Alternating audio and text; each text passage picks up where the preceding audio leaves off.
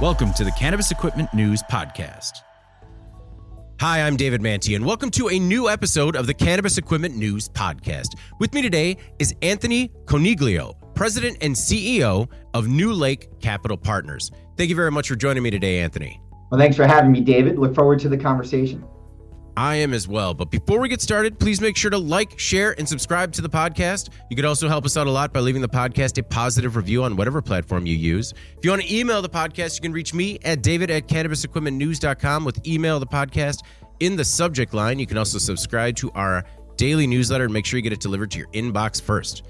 Anthony, I like to start with a little bit of background, just learning your personal journey to the cannabis industry. So what was it that brought you to cannabis? Yeah. Thank you for asking.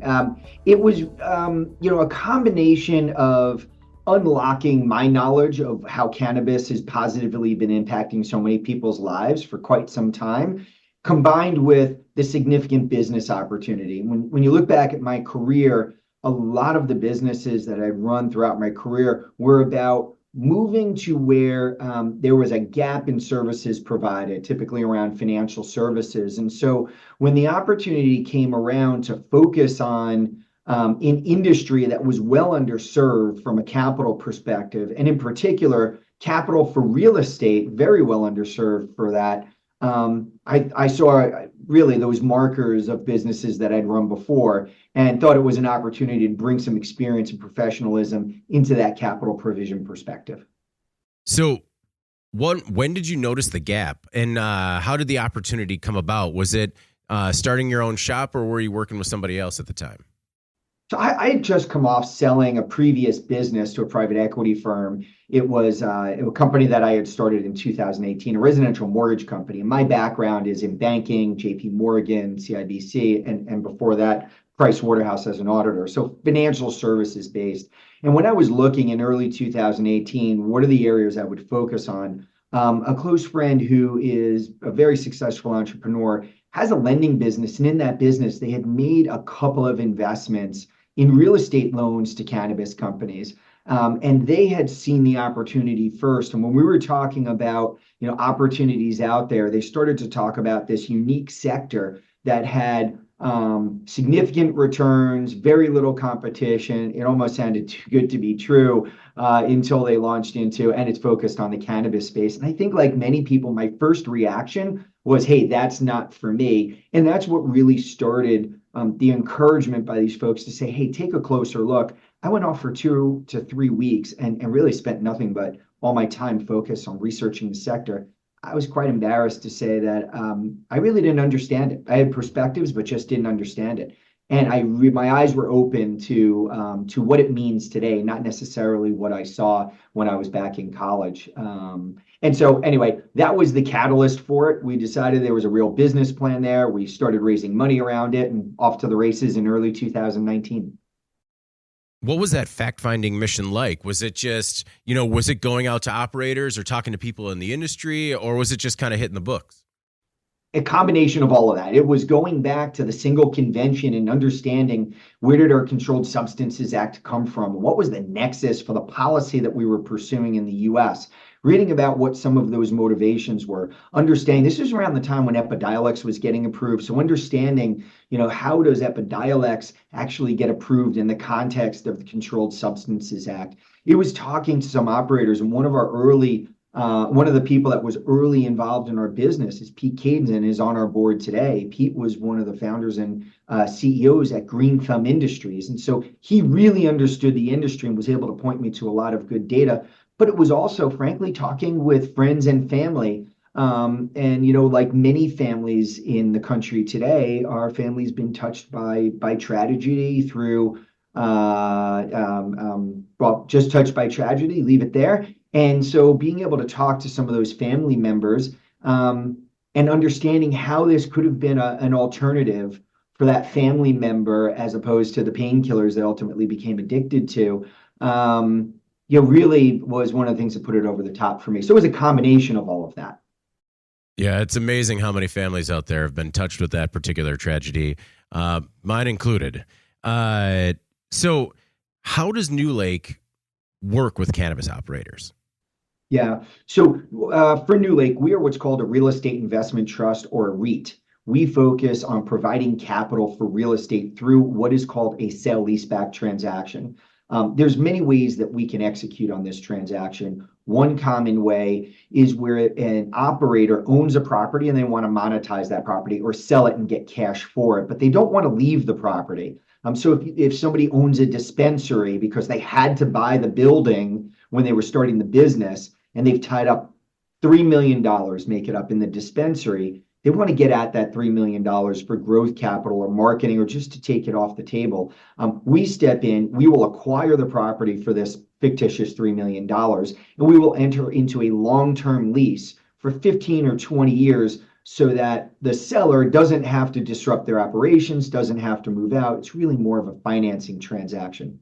Another way we provide services is we provide what's called a build to suit transaction. We have two transactions going right now, one in Missouri and one in Arizona, where an operator came to us and said, I've identified a site where I want to build a building for a cultivation facility. We acquired the site on their behalf, and we're providing them the capital to construct ground up construction for a 100,000 square foot building in both cases.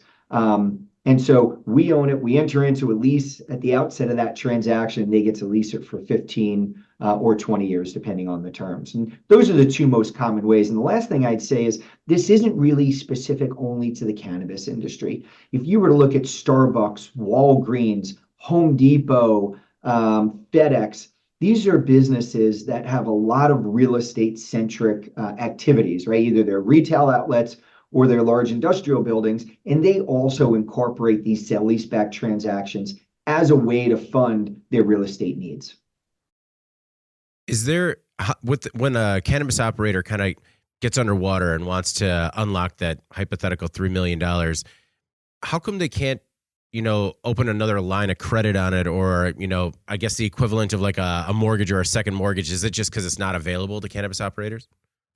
Yeah, I'd say by and large, it's not. There are very few banks that will provide capital and provide lending against cannabis assets because the activities, from a banking perspective, the activities at that location are illegal. We all know the cash coming from the activities are illegal, and it violates, from a banking perspective, it violates a number of AML or anti-money laundering laws and regulations. Now, the U.S. Treasury Department, through its division called FinCEN, or the Financial Crimes Enforcement Network, FinCEN had, when the Cole memo came out, had provided guidance to banks to fill out what's called a special SAR, or a suspicious activity report, SAR. And this SAR allows the banks to provide information to the federal government about these activities. And so some banks have figured out how to have the right compliance infrastructure to fill out those SARs. And some of the banks feel that infrastructure and that compliance requirement is just too much for them. And so by and large, most banks stay away from providing capital, even against real estate, to the industry. So is New Lake at a greater risk because it owns, I mean, I get it. I get the opportunity in owning all the real estate, but is there a greater risk with owning cannabis specific real estate? For sure. And we have many, we're a public company under the ticker symbol NLCP. Our website's newlake.com. And when you go to some of our public documents, you will see disclosures in there for our investors around the conflict with federal law and how the ownership of our properties can be in contravention to the Controlled Substances Act, excuse me. And so, it's very difficult. That's where there's very, very few people or organizations that actually provide this type of capital. And so we've been able to secure our own financing because those small handful of banks that will provide capital to the sector, they like providing capital to New Lake because we're a diversified portfolio of commercial real estate that's professionally managed. So from a risk perspective, they like better that we're on the front line as opposed to going directly to a cannabis operator. So we have a $90 million credit facility available to us today, but it becomes more difficult for individual operators to secure that type of capital. So at what point of the process do operators come to you? Are they coming to you, like you said, you have two new builds in the U.S., or is it an existing company? Like typically at what part of the process would you prefer clients come to you? Yeah, it happens in all different forms. What we typically look for is experienced companies, typically those that can operate in multiple states. We do have a couple of single state operators. We do find that given some of the variations in the states, those tend to be operators that become a bit more stressed financially. So we avoid startups because we like to see that track record of a team that's been able to raise capital, that's been able to manage a highly regulated business in a high growth market. And again, I wish I could tell you it always is off the balance sheet. It's always built to suit. I think what we saw early on in our time was more, I own the property. I want to get non-dilutive capital. I want to raise capital and I don't want to have to issue stock and dilute my shareholders. A lot of that occurred, and a lot of what we're seeing today tends to be more of the we're going rec in Ohio, and so I want to expand in Ohio. The two deals that we have currently growing that have been on the books for about a year now, almost. One was in Missouri, which recently went rec, and so that tenant was expanding a facility of ours that we own, and then the other one was in Arizona that went rec a little bit before that. And our tenant has a network of dispensaries, and they're building their own cultivation facility to go vertical in the state and provide product to their own dispensaries. You mentioned that you like to, or you typically stay away from startups. Are there any other red flags or territories, areas in the U.S. that you just don't feel comfortable doing business with? Yeah, there are a couple of key factors that we look at when we underwrite transactions. One of them is limited license states. We like the concept of limited competition, which provides some insulation to the variations in pricing or how low it can go. Now, quite frankly, if you look at Massachusetts or you look at Pennsylvania, we've seen significant price compression because there's been a lot of competition for various reasons. And so it's not always perfect, but we definitely prefer those states because we think there's demand for those licenses since there's only a limited number.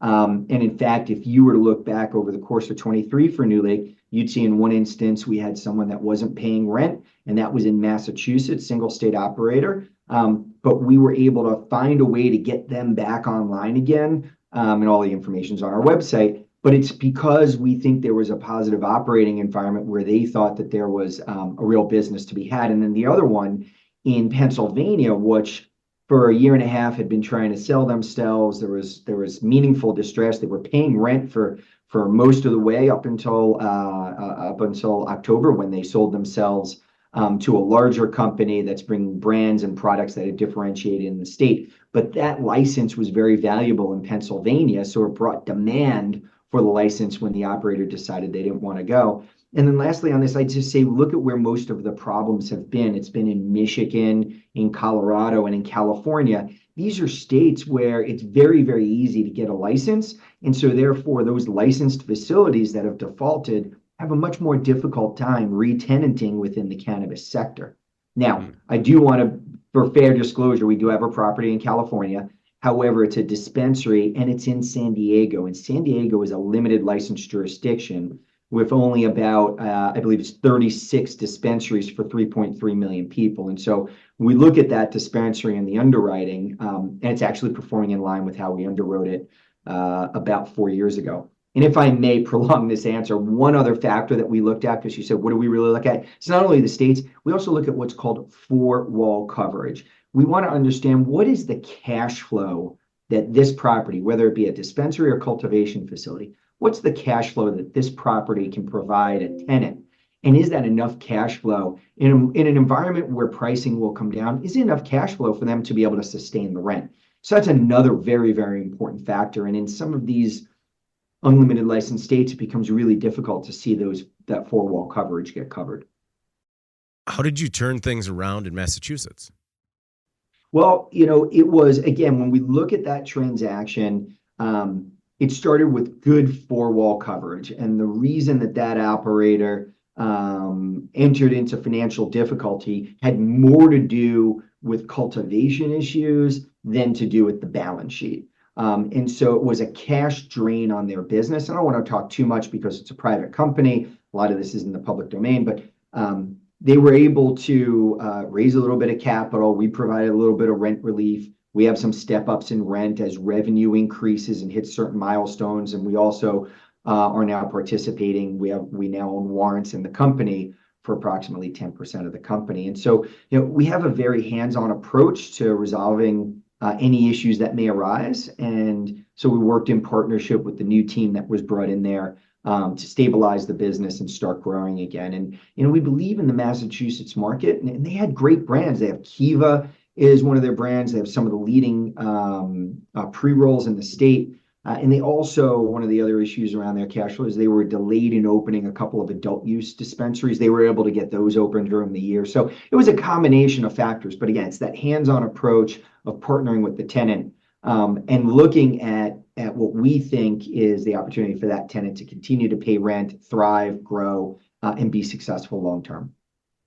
With the combination of that hands-on approach and these equations that you have as to whether or not a business can be successful, how often do you find yourself having hard conversations with people? Yeah, well, thankfully, not very often, because you avoid those by doing the work on the front end. And again, when I look at our underwriting process, the focus on limited license states, the focus on the four wall coverage, the focus on companies that operate in multiple states, it starts to paint a picture of organizations that have that capability to survive and thrive. And so we have a combination. To give you a sense, in our portfolio, we have names like Trulieve and Curaleaf and Cresco and the Cannabis. We also have some smaller private companies like the Mint or C3 Industries, kind of less known names, but very, very good operators in their own right. And so I believe you avoid having those conversations by being upfront. But let me actually expand a little bit and say, in Massachusetts, a different operator, we were doing a build to suit for them, and this was the Mint. And when we entered the transaction, Massachusetts was in a totally different phase of its life cycle. It was 3,000 a pound wholesale, and so the Mint wanted to expand into cultivation. They have a couple of dispensaries, but as we were pursuing the project and getting ready to start building, we saw the market deteriorate rapidly. So in conversations with C3, I think they concluded pretty quickly that it wasn't the right thing for them to go through and build this building and take on this obligation and pursue that original strategy. So we worked with them to sell that building and move the capital we were providing them there to finish and build out further the Arizona property that we have in build to suit I mentioned earlier. And so again, there's another example of partnership where there wasn't distress at all, but it's identifying the opportunity to help make them better from a financial performance and not taking on this burden. And we were able to sell our property out to a non-cannabis user at our basis, which I think really proves the value of our underwriting, the fact that we were able to sell it for what we paid for it to even a non-cannabis user. I guess that was, I figured that there are hard conversations once you have people in the portfolio, but I mean, before you even let them in, like where they just kind of reach out, they're looking to raise capital or they're looking to get a facility, and you got to say like, hey, just the numbers just don't work. Yeah, we've had a lot of those. Yeah, I'm sorry I misunderstood. We've had a lot of those. I'd say there are two things I want to mention here. Number one is what we always like to do is we don't like to say no. We like to tell you the deal we would do. Okay. I believe that's a better way to talk to people. But there are instances where it's just there's not a price, and it could be because you're a startup or no audited financial statements, or you're just way too small. You have one dispensary and the revenue really isn't there, or sometimes it's the value of the property. There are instances where someone buys a property for $10 million, puts $2 million into it, so they're $12 million into the building, and they want to sell it to us for 20. We're not in the game of providing a markup on properties people want to sell. Well, we can have a conversation about the basis you're into the building for, but not providing a profit. And so those are easier conversations, and some of them are hard. We talk to people who are startups and they're really looking to get launched, and it's just not a right fit for our portfolio. But what we do try to do is we know a lot of people in the sector, and so we do try to point them in directions, not just say no, try to point them in directions to see if if they can go find some capital. We make suggestions on how people can refine their pitch. We make suggestions when we think that the projections are untethered from reality. I can't tell you how many times we've seen a deck where a new entrant says they're going to go into Illinois and they're going to own 10% of the market in the first year. It's just not possible. Just not possible. And so, we'll have some direct conversations and provide some feedback. So with these buildings, and I'm not exactly clear with how it works. Once you own a cannabis building, can it only be used for cannabis operations going forward, or can you sell it to other industries? We could sell it to any industry. Okay. Just because I know that in certain areas, it's really restricted as to where you can put up a cannabis business. I just didn't know if you were then locked in to that specific industry. We've not come across, I don't like speaking in absolutes. I can't say never, but we've yet to come across a jurisdiction where you could only use the property for cannabis. And if you wanted to adjust and go to something else, you'd be prohibited. I've not seen that yet. Okay. So it's not that you're charging rents. It's something called a triple net basis. Could you describe how that process works and what it means to the operators in terms of what they're paying monthly? Yes, no, it's a good question. Thank you for asking, because sometimes we in the industry just get so used to what these acronyms mean. When we say triple net basis, that refers to the expenses related to the property. And so if you have a freestanding building, that would be your electric, your lawn maintenance, your snow plowing, if you're in a region that has snow plowing, any interior maintenance, cleaning, ongoing maintenance, all the expenses related to the property really stay with the operator. And really all they're paying for is the use of the building. And so everything related to the property is the responsibility of the tenant. It's a very common triple net, very common. Sometimes people may see it as N. That's triple net. Okay. What, if anything, will change with the real estate market once or if cannabis is rescheduled? Yeah, well, another good question. You're really getting at the heart of what we think is our value proposition to investors. We think we can enter into these contracts, and these are long duration contracts. We have about a 14-year average remaining life in our portfolio. And the value of that cash flow, like just think of this as a stream of cash flows. Each month is rent. So you have 15 to 20 years of rent coming in, and there's a value to that cash flow stream. The value of that cash flow stream is driven by the likelihood that the tenant pays the rent for the 15 to 20 years. And so if you were renting to Starbucks, a very, very high quality, the value of that cash flow stream is very, very high versus what's been in the news recently, Macy's, which is on the doorstep of bankruptcy yet again, or some other retailer where the value of that cash flow stream is in question. And so as legalization occurs, all of our tenants become better credit quality tenants. Even a rescheduling, if we get to rescheduling to a Schedule 3, and maybe we'll talk about that, you'll actually see better credit quality because it's more free cash flow available to our tenants. And so each one of those is a catalyst to improving the value of our portfolio. What are your thoughts on some of the new banking legislation that has come out, and will that impact your model at all? Yeah, we don't think, I'll give you my thoughts, but punchline is we don't think there's a big impact on our model. Well, you don't have to go far. Well, let me just say it this way. A lot of people say if that passes, JP Morgan or Bank of America, Citibank, they're all going to rush in. If anybody looked at the Senate Banking Committee, and I'm a banking geek, from a few days ago or from last week, you'll see that when they were asked by Senator Warnock around safer banking, everybody looked at each other. Nobody was jumping up and saying, yes, we're excited about this. There was a lot of equivocation, a lot of hand-wringing that went into the responses. And the only time Senator Warnock really got an answer from the CEOs that were testifying to the Senate was around equity.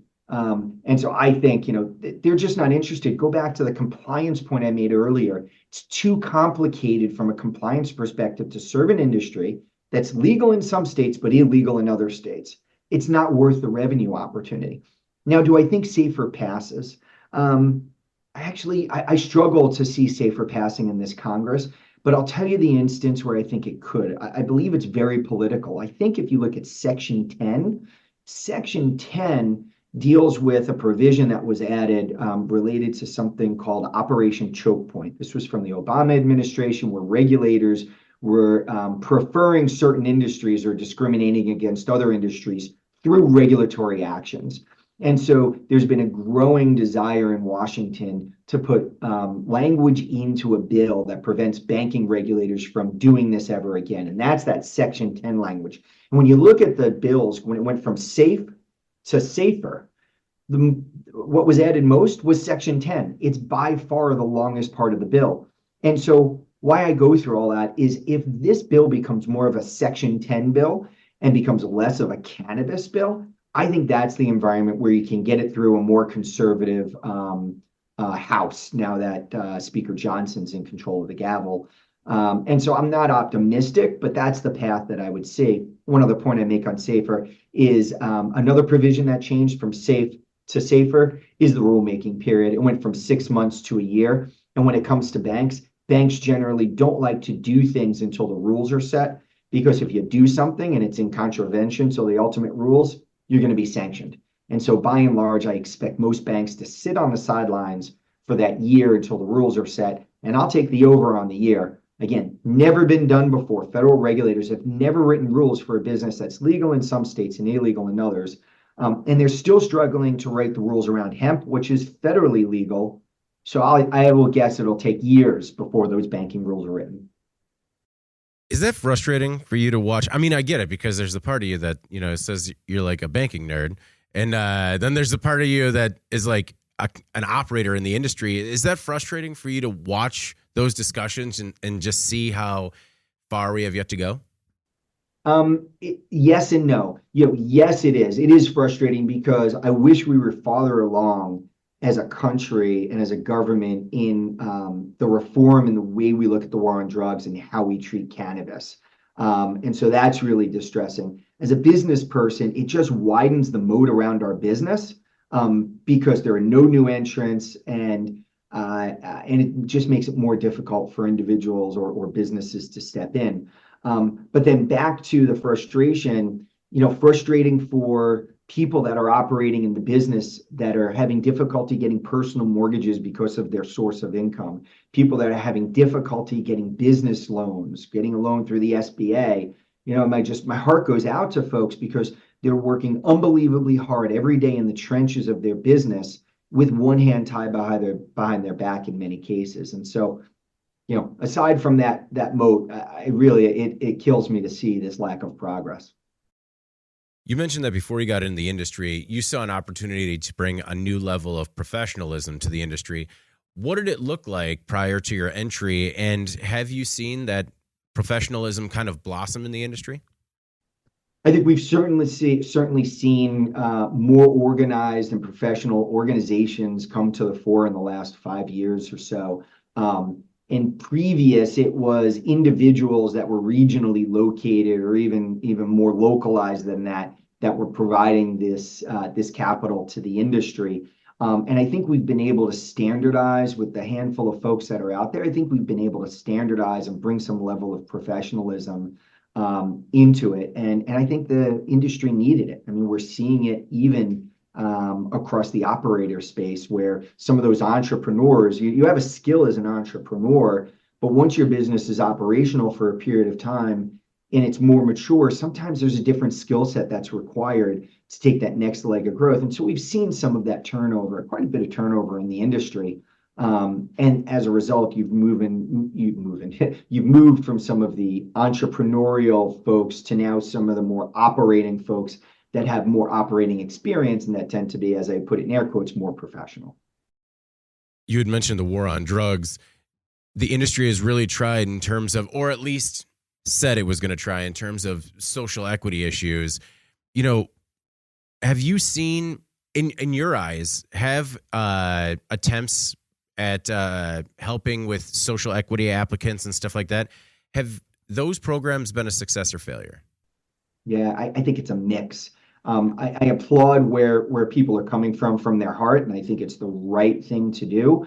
But I think where the system fails the applicants is around capital. Maybe I'm biased because it's the world I live in, but it's one thing to hand somebody or award somebody a license, but it's another thing for them to be able to raise 2, 3, $4 million that might be necessary to open up a dispensary, or the financial backing to sign a lease with a company, whether it's us or an inline in an urban area, an inline store. You still have to sign a lease with somebody and get space. So there's often, I think, the impetus comes from a good place, but often not matched with the capital to make the applicants and the licensees truly successful.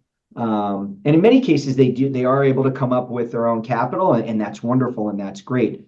But I think if you're going to focus on a population, particularly when you're focusing on a population that was incarcerated, incarcerated individuals just have a more difficult time raising capital, getting loans from banks, etc. And so if you really want to make them successful, you need to match them with the capital. Mm-hmm. If it was up to you, and this isn't just specific to social equity applicants, but everyone in the cannabis industry, what would be the easiest path to knock down some of these barriers when it comes to access to capital? Are there things that we could do without sweeping changes?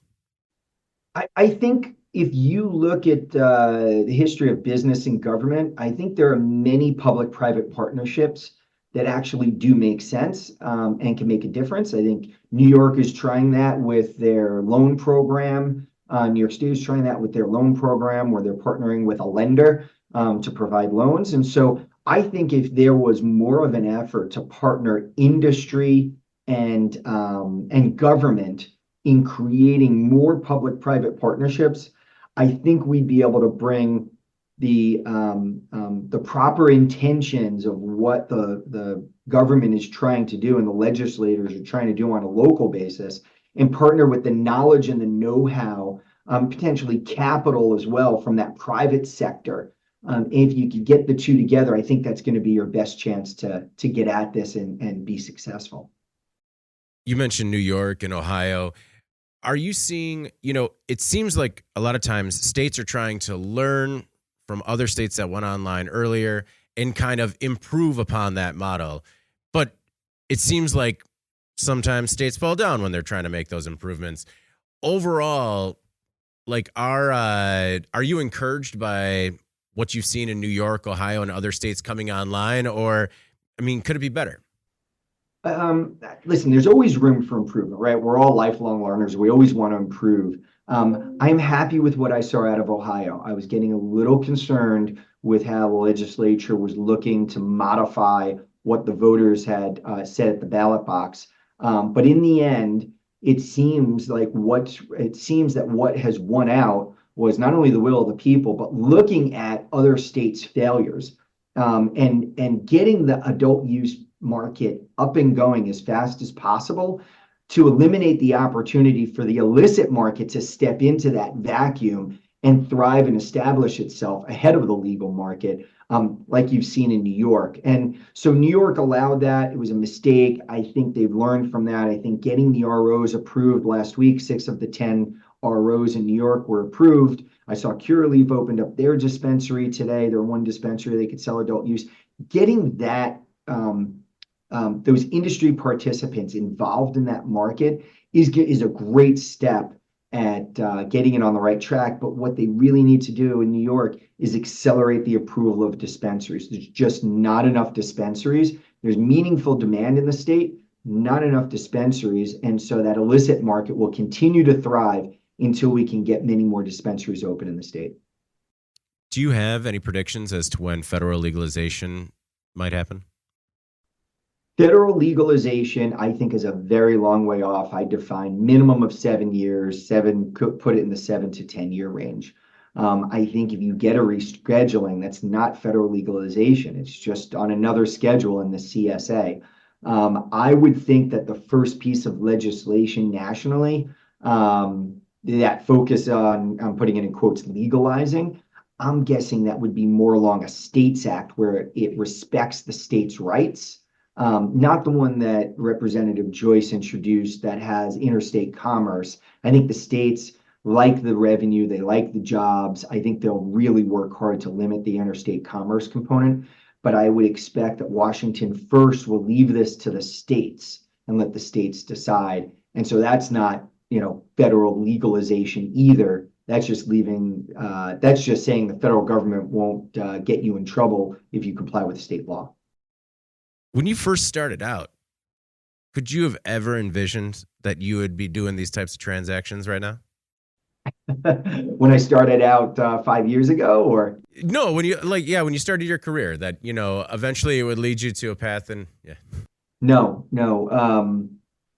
Price Waterhouse as an auditor was hired by a Canadian bank, CIBC. I had audited them for a period of time, and then I spent nearly 15 years at JP Morgan as a banker. And so, no, I would not have predicted I was here. But I'm happy I got here. I'm really happy that I educated myself. I'm really happy that I'm part of a growing industry and a small part of trying to be a good partner with many, many good people that are trying to do the right thing in the industry and grow their businesses. So happy we're here. Are you in contact with any of your old colleagues? Like, what do some of your old colleagues think about your new play in cannabis? A lot of jokes, a lot of asking for samples. Oh yeah. And there's a lot of people though that quickly say, "Wow, is that ground floor? Like when you started in 18, 19, was that really ground floor that you got in on?" I'd say no. There were many, many people that were here way before this. This industry and this movement has been around for quite some time. It's now starting to get more popularity and more attention.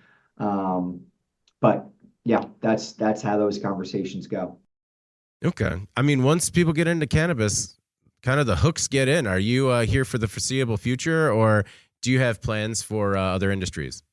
No, we have a lot left to do at New Lake. I see a lot of opportunity ahead. So we're locked and loaded and waiting. Okay. Well, before we get out of here, and I do appreciate you being generous with your time, is there anything else that you want to make sure the Cannabis Equipment News audience either knows about yourself or New Lake? Yeah, I'll just give a quick overview of New Lake so people have a scope as they think about this conversation. Today, we own 31 properties across 12 states with 13 tenants. I mentioned some of the tenants earlier before. We have about a 14-year average life. We own 16 dispensaries and 17 dispensaries and 14 cultivation facilities. We're in some of the adult use states like in Illinois, now Ohio, as well as states like Arizona, Pennsylvania, Connecticut, Massachusetts, California, I mentioned, North Dakota. And so we really have a lot of experience spanning the country. And you could find us and find out more information at newlake.com. What is the initial due diligence, and then onboarding phase kind of look like? Yeah, our initial due diligence is we want to see information about the company's financials. We want to see property level information. What do the revenues and expenses look like at the property level? Again, that's back to that four-wall coverage so we could see what those dynamics look like. We have our own models that underwrite what we think will happen with a particular state from a price compression perspective, and we stress test all that information. We look at the property, we underwrite the property. Where is it located? What kind of traffic? If it's a retail location, what kind of traffic is going by there? What are the alternative uses for the property, whether it be retail or industrial? And then we're looking at the management team. We're understanding what's their background, what's their ability to raise capital. I mean, capital is so important in this industry. This industry has a voracious appetite for capital. So what is this management team's ability to raise capital and continue to raise capital and scale the business and operate a complex business?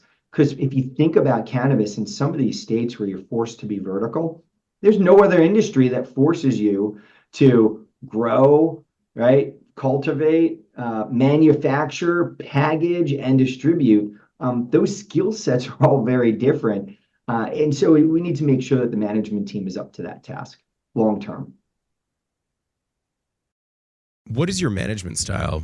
Are you hands-on with your partners? Is it more of a set it and forget it? Or how do you work with them? So we have a great team at New Lake. We have a small team, but we have a great team at New Lake. And it's probably a good question for them, but I'd like to think of myself as that traditional player coach. I'm not big on just telling people what to do and walking away and expecting it on my desk in the morning. I like to have conversations. I like to make sure people are understanding what they do. As we look at our team members here, we don't look at them as being here to work for us. I look at it as a partnership. I look at it as I'm entrusted with their careers. And so I want to make sure that while they're doing a good work and meeting the needs of their job description, we're providing them the opportunity to grow, to expand their skill sets, to be able to accomplish their professional goals, not our goals for them, right? What are your professional goals? How do you see yourself growing as an individual in the professional setting over the next 10 or 20 years? Where do you want to get to, and how can we help you get there? And sometimes it's in the context of the company, and other times it's not. And you know what? If we're good partners for our people, we're going to help them accomplish those goals. Anthony, thank you very much for taking the time today, man. I really do appreciate it. And it was, you're teaching us a lot about a part of the industry that we don't hear, we don't have a lot of information on. So I really thank you for, teaching us what's going on. Well, thank you for having me. I really enjoyed the conversation and look forward to staying in touch. Excellent. Well, before we get out of here, please make sure to like, share, and subscribe to the podcast. You could also help us out a lot by leaving the podcast a positive review on whatever platform you use. If you want to email the podcast, you can reach me, David at CannabisEquipmentNews.com, with email the podcast in the subject line. And you can also subscribe to our daily newsletter. Make sure you get it delivered to your inbox first. For Anthony Coniglio, President and CEO of New Lake Capital Partners, I'm David Manti. This is the Cannabis Equipment News Podcast, and we'll see you next week.